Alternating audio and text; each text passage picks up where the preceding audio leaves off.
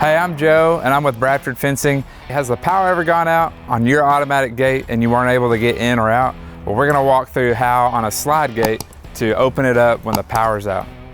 All right, so the very first step, which is imperative because you gotta be safe when you're working on or around any of these gates, is we're gonna have to disable the motor. So theoretically, things aren't working right, power's not on, the gate shouldn't open or close, but just to be safe, we gotta disable the gate, and that would be just so it's not accidentally tripped to open or close while you're working on it. So on this Max operator, right up front, you can see the gate shutoff is labeled right here. So this slides up, and then there's a jog key and alarm reset, and then there's a switch here. You're gonna turn that on. You hear that beep? That's indicating that the gate is disabled. That's not gonna allow any remotes or anything to operate the gate while you're working on it. So then first here, when we need to drop the chain, is gonna have to start on one side, which right now it's more toward the open position. This would work also if it's closed, but you're gonna wanna start on one side. And in this particular, this setup, this bolt and these nuts, this is a 3/4 inch bolt. That's a pretty common size in a lot of different operators, but you may want to check yours may be different. So I've got just an open end wrench and then a ratcheting wrench, which makes it really convenient if you do have one of those around. And so we are, again, knowing that the gate is disabled and nothing's going to move on us, we're going to go ahead and put the wrench on the right way. And I'm gonna loosen this up. I'm gonna break that.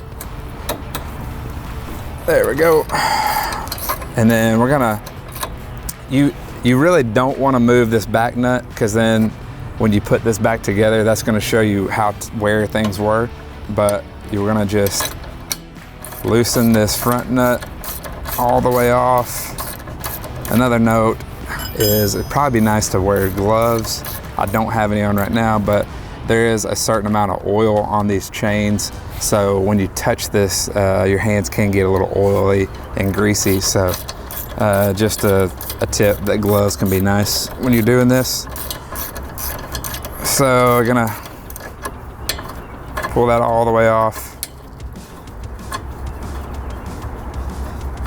And then just be aware of, that's gonna allow the gate to roll this direction. So make sure you've got that stabilized and you're not in the way. Nobody's gonna get hit. And then you wanna just lay this down.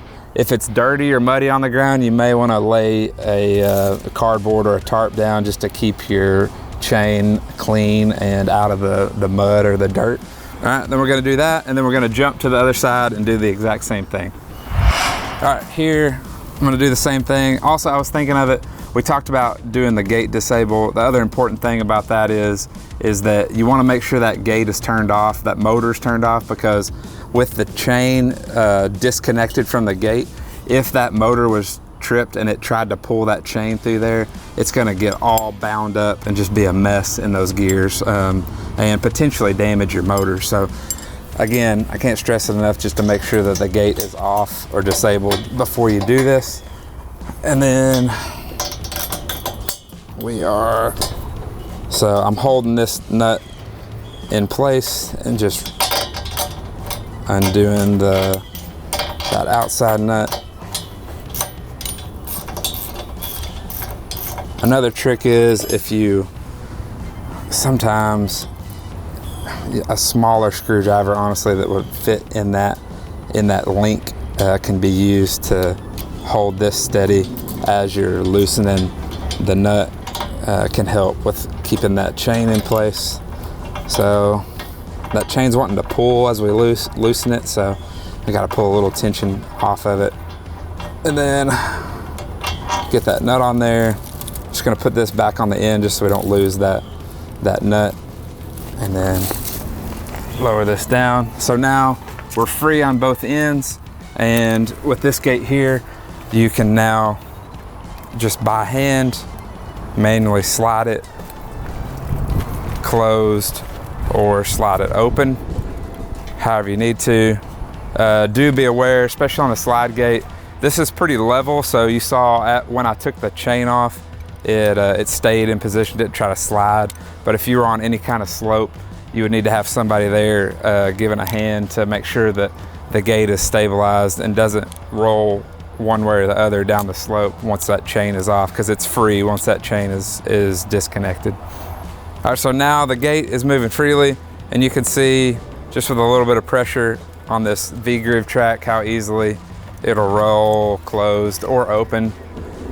So in most cases, this is probably going to be if the gate is closed and you need to get it open to get in or out. So that's how you would get to manual operation. And now let's look at when you need to put your chain back on, how that's going to happen. All right, so let's get the chain back on. I will note, when we did this gate was more toward the open position. You could do this at any position, whether it was halfway closed, halfway open, or even in the closed position.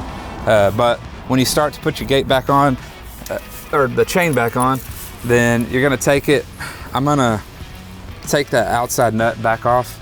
We just put that on there not to lose it. And then you do need to make sure you position your gate back to where it was when the chain was on. So as we talked, you don't really want to move this. I'm using this where this was as a guide to where that chain was.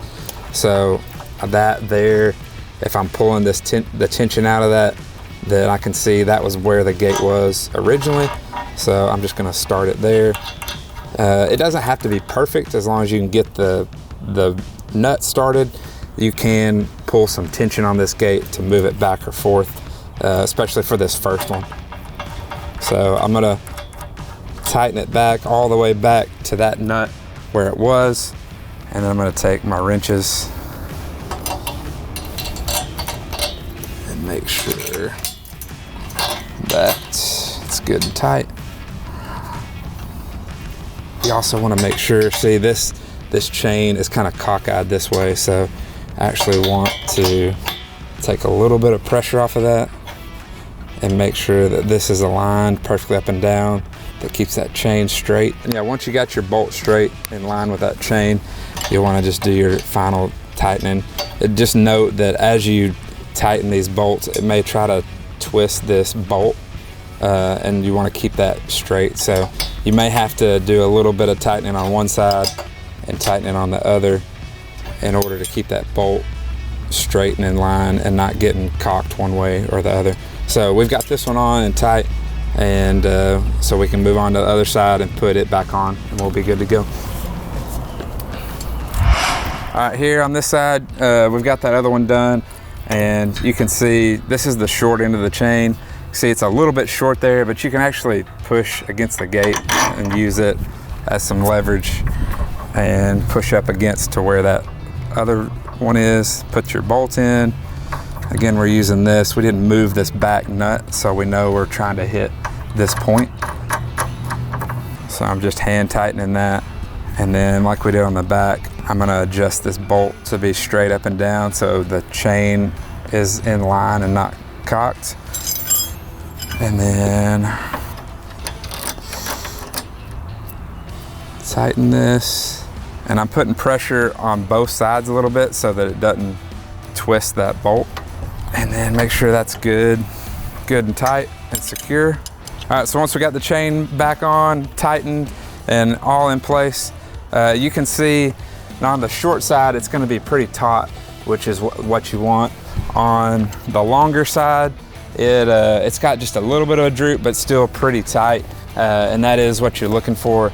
You don't want to over tighten the chain, but you also don't want a real big dip, because that can cause some jerks and pulls whenever the chain's running through the motor, and that ultimately can cause a break in the chain. So you just want to watch the tightness of your chain and make sure it's at a good spot. Then now we're ready to enable the gate, turn that back on. So I'm going to flip that switch, and we should be back operational. And here I can test it, and there we go. Okay, so with your operator, you'll get a key for this front panel. This is just a front access panel to the control board. You can see it's got an LED display. That's got the model number and a serial number, but that's the way it should work in normal operation. This readout will tell you error code sometimes, like if you've got, see, I just covered up the sensor and it says unsafe to open because I've got that sensor block. So it'll give you some information there. You wouldn't typically want to get in here on a normal basis, and if there was any major adjustments that need to be made, you'd want to have a technician do that. But there is the option to be able to monitor this and if you see this open, stop, close button, if you were in a pinch and needed to open it up, didn't have your remote or something, as long as there's still battery power, you can use this to open the gate. Or conversely, you can stop and you can close it as well. So not a everyday, not even a every week, every month thing that you would want to be getting in here, but you can access this with your key for the front panel to access this and use those buttons in a pinch. And also, along with that, we talked a little bit about the gate disable switch, but here you have a gate jog key. So this is an override key. Again, not something you would want to be using on a normal basis, but this key goes in right here. And this would be in the case that maybe the step before you're trying to drop the chain, but say something happened, the gate's not working right, but you got enough power in the batteries and you need to get it open or closed. So you can turn this key this way to open it. And you can see it's just very slowly open it. It only moves if I have pressure on the key. As long as I take my hand off the key, it stops, and then you can turn it the other way. If I can get my hand in there to go the other direction. So those are just some measures that allow you to operate the gate, get in or out in cases that normal operation isn't working for your convenience. I know those can be inconvenient times when you've got to manual open or close the gate. As long as you follow that, then it's that easy to open and close your gate manually. So here we've got a little over 950 feet of a tan 3-rail vinyl fence that we're going in. This is a new home that's being built. This is actually a development. This is going to be a gated development. We're going to be doing actually some gates and automation coming into this road here. But this is going to be a new residence with a perimeter fence here. There's 4 of us out here today. We've been helping dig. We've got our main 2 guys that are setting posts over here. And we'll set all these posts today. We'll let the concrete set up over tomorrow, and then we'll be back Friday to run the rails. So a few days we'll have this from start to finish completed and be good to go. This property is unique. If you can tell by the weather, it's super overcast. But yeah, the weather has definitely been a challenge. This is actually our 2nd or 3rd time, Brad, of trying to get out here. 3rd time of trying to do this install. We've been rained out a couple times, and then the radar showed clear this morning, and then we show up and it was raining again. But thankfully not bad enough that we couldn't continue on and get these posts set. But with that, it has caused some issues with this install. What happened? Picked the bag up from the bottom and it split in half on me. If you've built fences for very long, then you've fixed some roads before.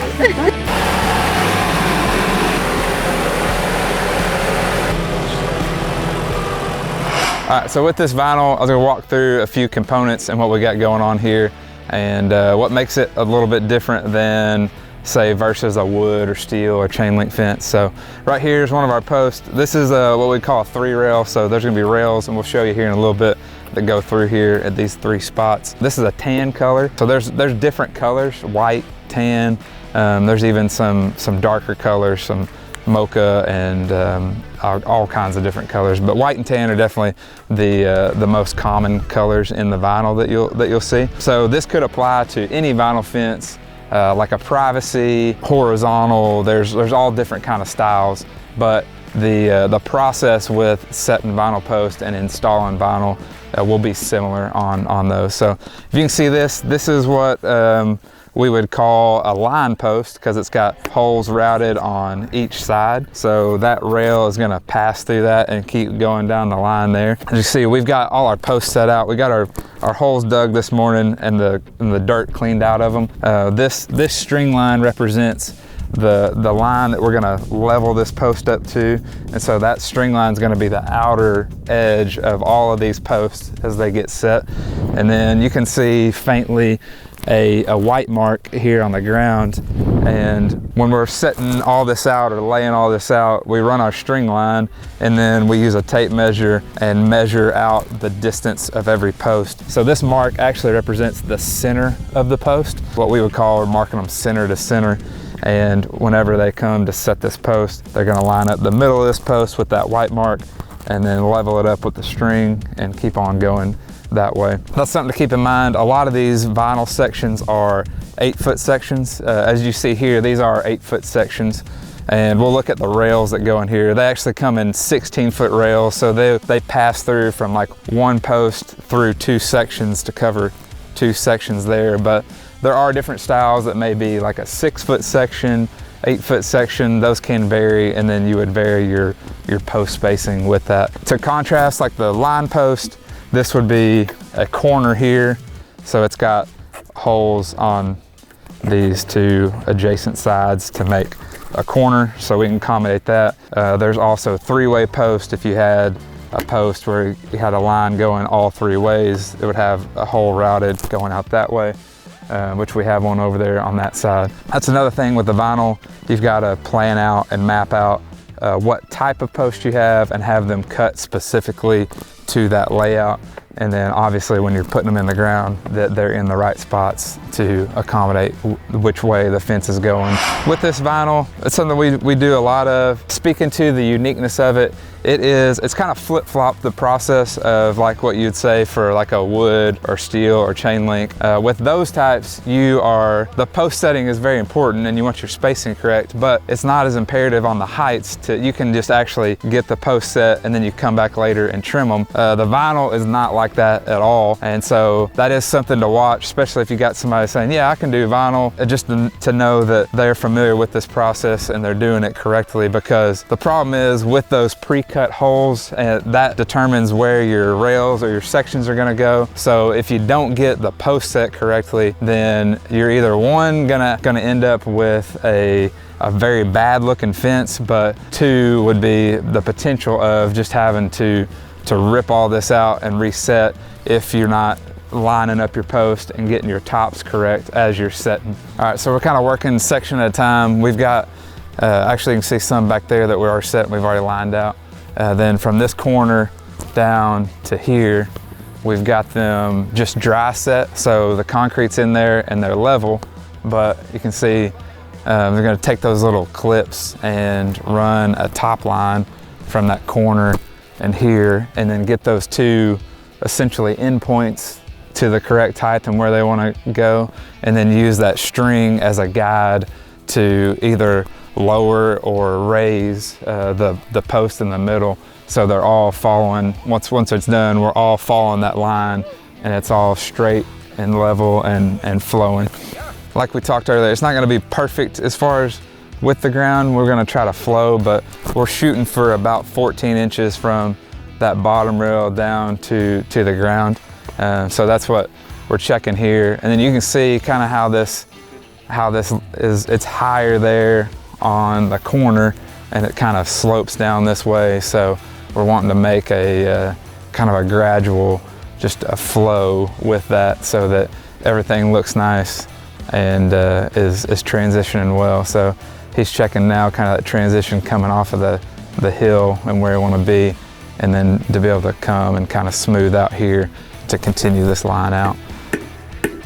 Because again, like we talked in some of our previous videos, your eye is going to see the top of that fence. So it's really important that that flows well.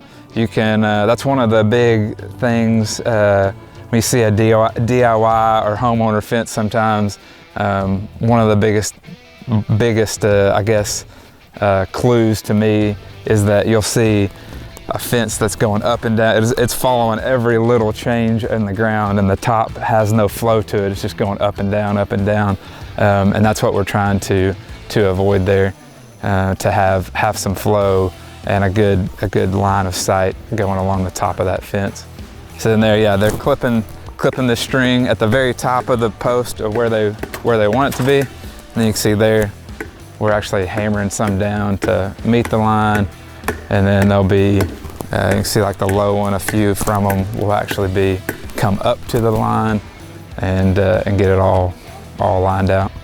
I mean, like there you can see, when you got one low, we'll come up a little bit and then try to kind of push it down so that that concrete gets down below that post and holds it where it needs to be.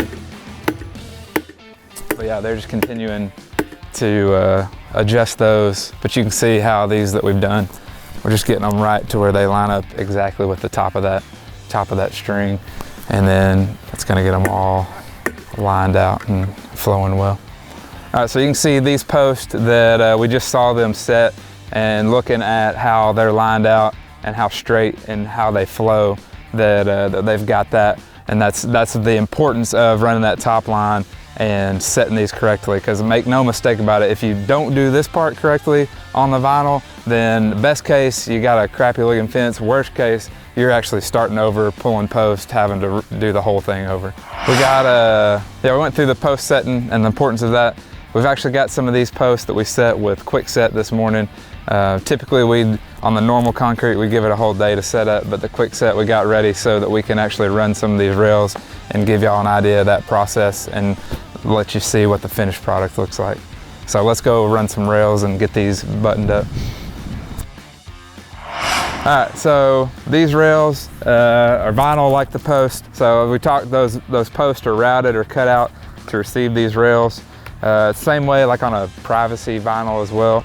The top and bottom or mid rails, they slide into the post, but you see these we call them crimps, but it's kind of like a crimp or a little ear that is pre-made into these ends. If we have to cut one, we've got a crimping tool. I'll show you that. Essentially what this does is this slides into the hole in the post, and then that holds it from popping back out. We'll start with these and go here with these posts we got set. This one here, it's got a little bit of a slope. So these are 16-foot rails, so they'll typically cover 2 sections and we'll run all the way through.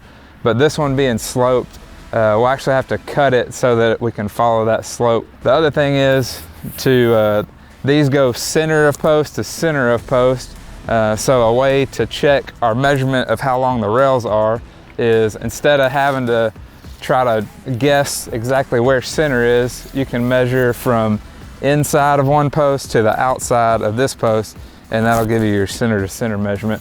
So here we'll get a measurement and cut these rails to fit. All right, so 97.5. Let's go that next one. All right, then on the cut sections, we'll cut them, and I'll show you how we crimp.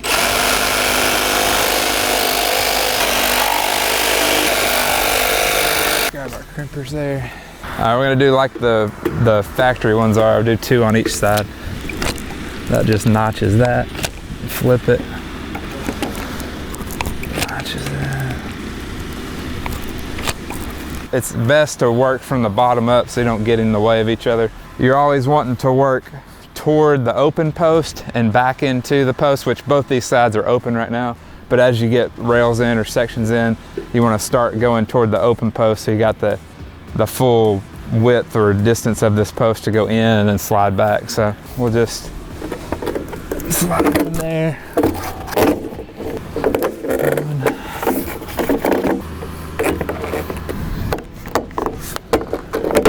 Brad's rag. All right.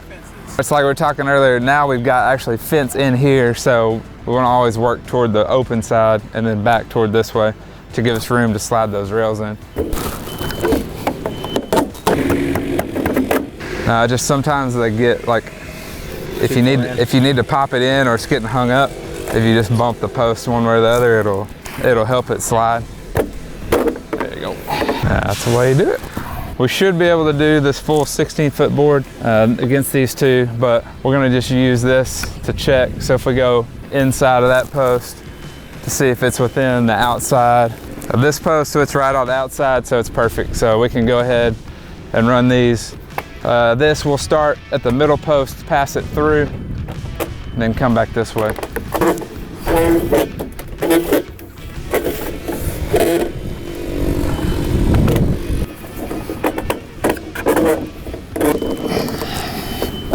We're watching to make sure when we slide these in, then we slide it back enough to where that end of that rail is in the center of that post, and we've got enough room to come back with our next section. All right, so that's pretty much it. The only thing we'll put caps on here. We'll glue some caps on top of the post, and this is mainly for just property delineation. But so there's not gates in this area, but if there are gates, this is the time we'd hang the gates. But that gives you an inside look of the correct process of setting and installing a vinyl fence.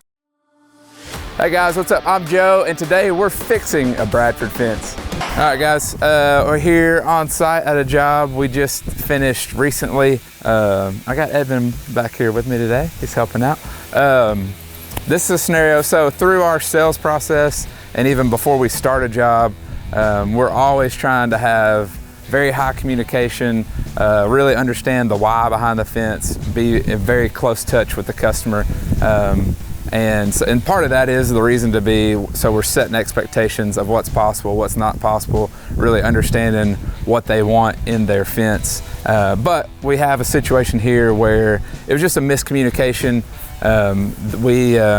We did the fence as we typically would, but the customer had some specific expectations that he was assuming it would be that were different than the way we did it. So even though it wasn't like, hey, this is your fault or this is my fault, we said, hey, more importantly, we want it to be the way that you want it. So that's what we're going to show you, kind of what we're going to do to try to revamp or rework these couple sections. So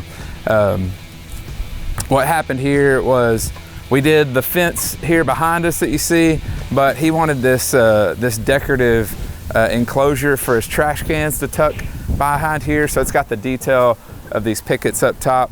But you can see this section for sure, the ground falls very drastically from front to back, and then it also falls from the house to the corner. And again, this would be something that we could have done a better job of discussing on the front end, but we are so ingrained of keeping the kids and dogs in that we are typically going to follow that slope to try to minimize the gaps underneath. But with the aesthetic of this and the style of it, and it just being a trash can enclosure, it was more important to our customer that this be more level across. So we're gonna make that happen. So I've got an idea of how we could potentially change these sections and make it work. Evan and Kevin are going to help me. I don't know that Evan believes it's possible, but we're going to try. We'll see who's right. We'll see if we're either going to make this work or we're going to be rebuilding the whole sections. And so stick around, see what we can get done. So my idea is that, so this is sloped obviously with the ground. So in our terminology, we would call that racking the fence. So this fence is racked, meaning it is following that slope. So the idea is, even though that's all nailed together, we're gonna take that section off and try to re-rack it or straighten it to where it's level and see if we can get it put back on. That may or may not work with the existing section, and we may have to scrap it and just start over, but that's at least our idea or attempt. Same? You think it may work? Or you're supposed to be like, no, that's stupid. That'll never work. Yeah. Let's try it. If you know, I'm in my. Hey, how are you doing? I'm good. How are you? Doing good, ma'am. How many feet was that? Going down? Yeah. It's right at 2 feet from where we are. Well, maybe rebuilding it anyway. Cut.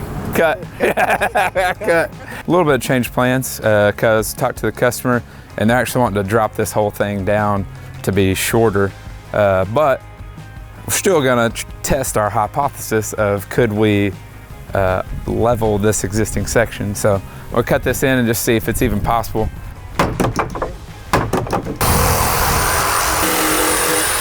Almost, yeah, almost.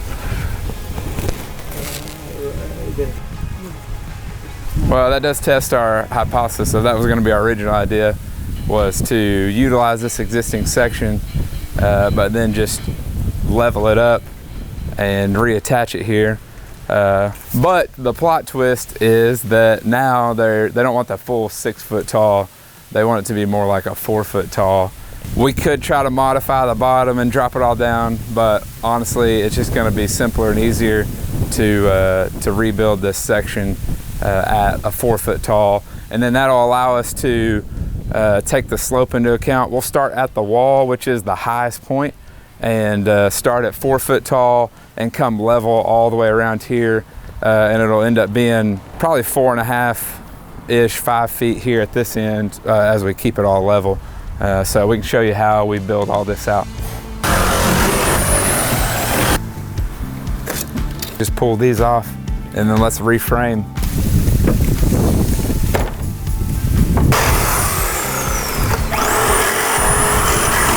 Okay, so you may ask, why would we not just deconstruct this section and use those components again to do what we're trying to do?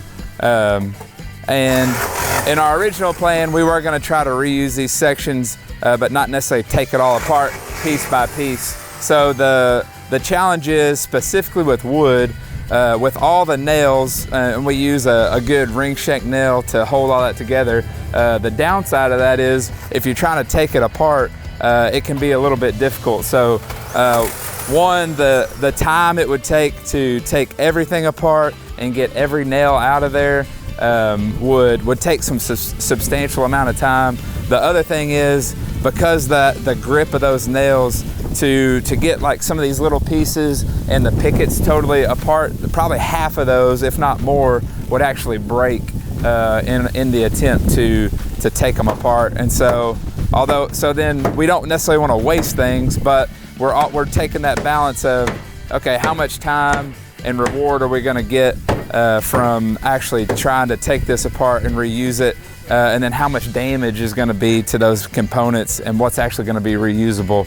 So with all those factors, it is more time consuming, or it's actually better on time, labor, and even materials overall if we just start fresh with some new 2x4s, new pickets, and remake these sections.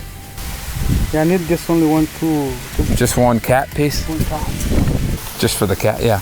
Yeah, Okay. the top would be Yeah, there. this be the top of our 2x4, and then our cap would be right there. So we'd have enough. I like that. You like that? This, we're gonna run our top line to mark, and then in this case, we're gonna keep everything level. So he's got his line level, that we're starting again at this highest point, and then marking level from here and down. Keep all that nice and level. That's almost 5 feet. So we're going from 4 to almost 5 right here. Should we just keep running that one straight and then maybe put one more on this one, and then another 3.5 for your 2x4? So we'd want to be like 43 from here to the bottom 2x4. Well, I know this is a little bit different because we're running it exactly level, and that's not typically the case with a normal fence. But this is the typical process of where you begin to find out where you want the top of your fence to be and how you want the fence to flow and in relation to the ground. So you want to always start with a string line, and then this string line is going to dictate where our top 2x4 is, and then everything else works off of where that string line is or that top 2x4 is. So the way that the pickets are oriented are all based off of where this top 2x4 is, and then where the additional 2x4 framing is all based off the top 2x4. So that's why you see us measuring down from the top for everything, to make sure everything's in place and gives us the structure that we need to get our pickets and to get the finished product the way it needs to look. So that's a mistake you see sometimes, where you'll see people come in and just either measure off the ground and then just do their 2x4s randomly, and then they're in a situation where their pickets won't fit properly. So then if you ever see a fence where the 2x4 is running in different directions, and then you got the pickets where they may be 3 inches from the top here, 6 inches from the top here, there's randomness there. That would just be a sign of poor planning when you were framing, because there should be consistency between where your 2x4s are and then where your pickets align with the 2x4 throughout the fence. You want me to go ahead and start cutting the little pieces? Yeah, so I'm gonna get set up to cut our little top picket pieces and have those prepped while they're framing and getting the bones of everything put back in place.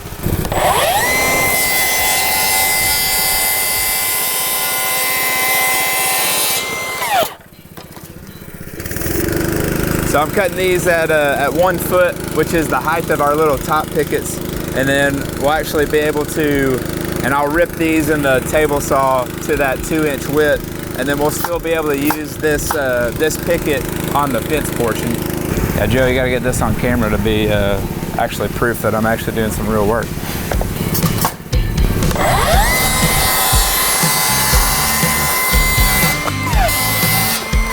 I still know what I'm doing.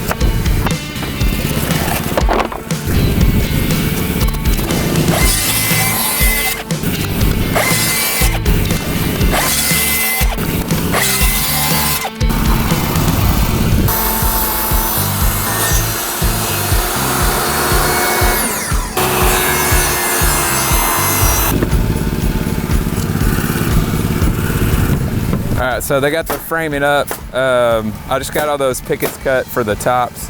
They're reattaching the box post on the corner. So we're able to reuse that and just cut off the bottom to get to our new height since we're going down to a shorter height. And then you can see on this side, on that bottom 2x4 is a little unique because again, we're keeping the top level, but then following with the pickets too, with the slope. So in order to support the bottom of those longer pickets at the longer part, we put that additional 2x4 following the slope that we'll be able to nail those into those pickets into. Then now, so this one has a cap on it. So before we put any pickets up, they're working on marking the cap. They'll have to cut the cap around to fit around that box post on the corner. That's what they're doing right now.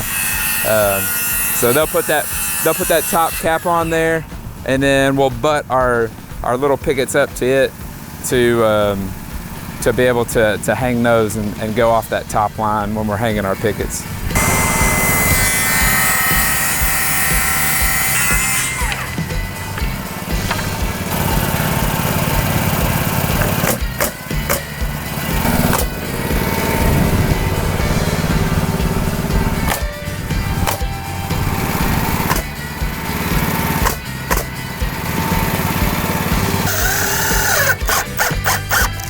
Like the way how that, yeah, and it's straight. Yes, sir. Yes, sir. Yeah. Okay. Yeah, we kept, because she said to come down to this brick indention, and then we kept it all level from this point all the way around.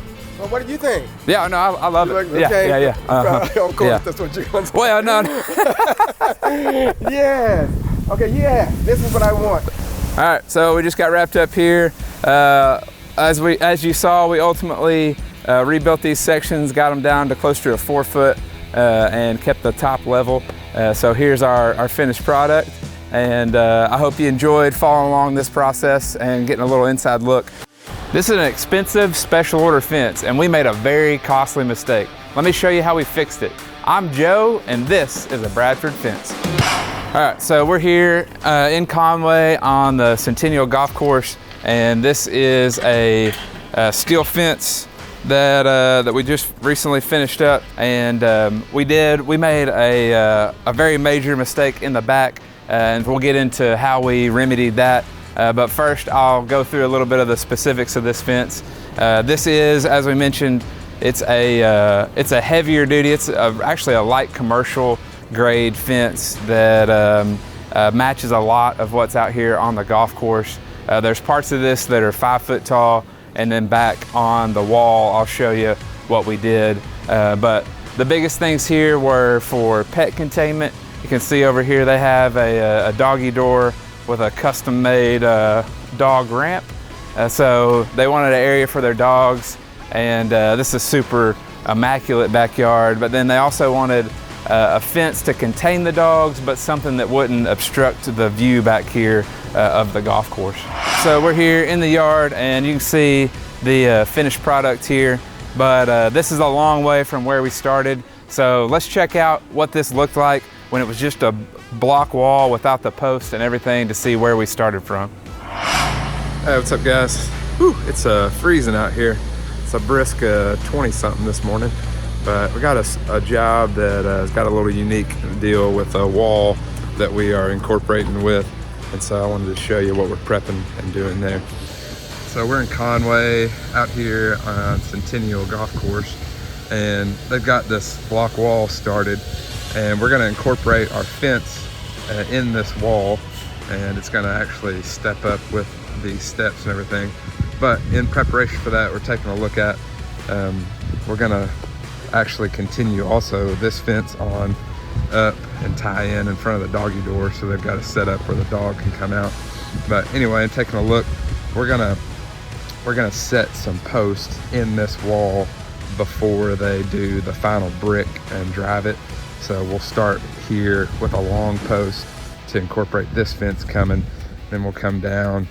They got some of these cells full, so in those cases we'll do a surface mounted plate if a post falls in those areas. In the other areas, we'll just position it to where a post goes in that cell, and we set it with some concrete like a normal post, and then they come back and brick around it and dress it all up.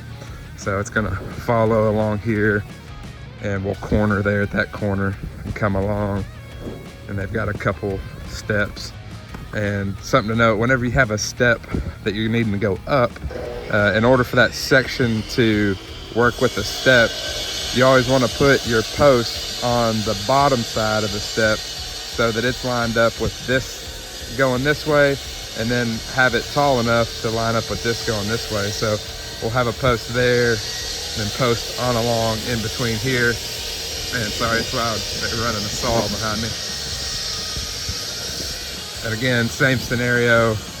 At the bottom of the step, we'll have a post coming up.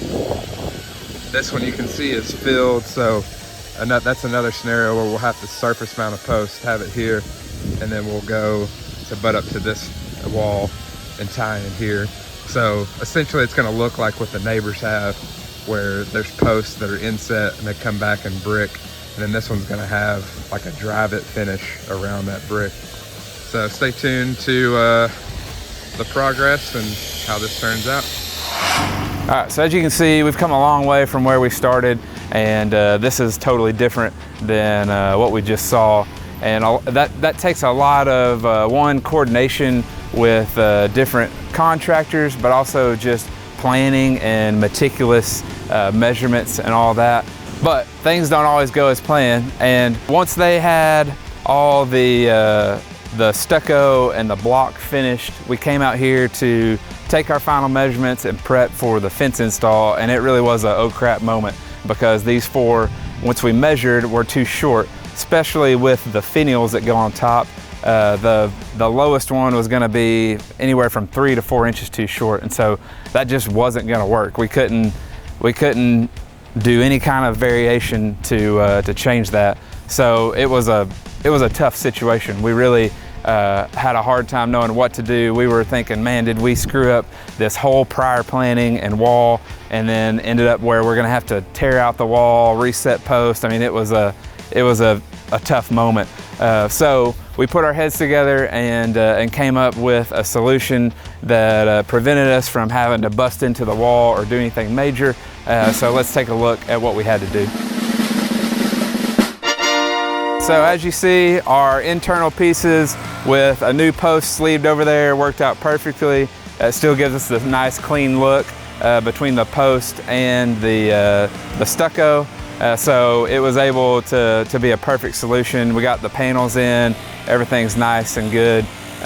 You can see as this corner specifically that looks out on the green, they're very intentional about how they wanted this. They didn't want the fence to be too tall, yet they wanted it to contain the dogs. So they also wanted a nice clean line as they went, but the yard goes up, so they had to step the wall. So we designed it specifically to be a 42-inch tall fence here, and then we worked with the block layer to do an exactly 6-inch step, and then we did a 36-inch panel there so that we could keep the top line straight. So as you're up on the outdoor kitchen or back patio and you're looking back at the golf course, back at the green, there's a nice clean line here. And then we just continued the 36-inch tall down to the corner, and then it does step with the wall as it goes to meet up with the neighbor's fence. All right, so as you can see, sometimes these fence projects take a lot of forethought and coordination, even with different builders or different trades, different contractors that can go into a successful fence build. And then luckily for us, sometimes it even takes some creativity and a little bit of problem solving when things don't go according to plan. So maybe that's a good example of something you could use in the future if you run into something similar. But I hope that was helpful. Make sure and like this video, that helps us out a ton, and subscribe to the channel for more fences just like this.